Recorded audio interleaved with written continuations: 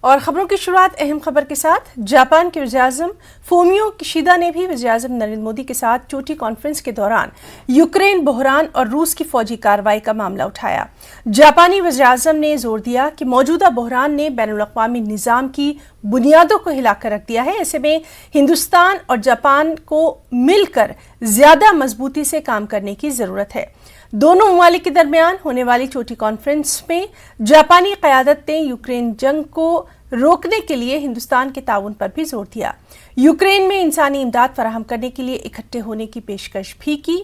نقل مکانی کرنے والے یوکرینی لوگوں کی مدد کے لیے جاپان نے یوکرین کے کئی پڑوسی ممالک کو $100 ملین کی مالی امداد کا اعلان کیا ہے۔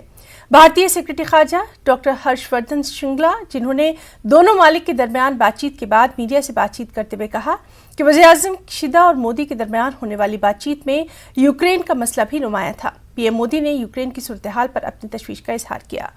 ہند بحر الکاہل کے تناظر میں اس ترقی کے بارے میں اپنا اندازہ بھی شیئر کیا۔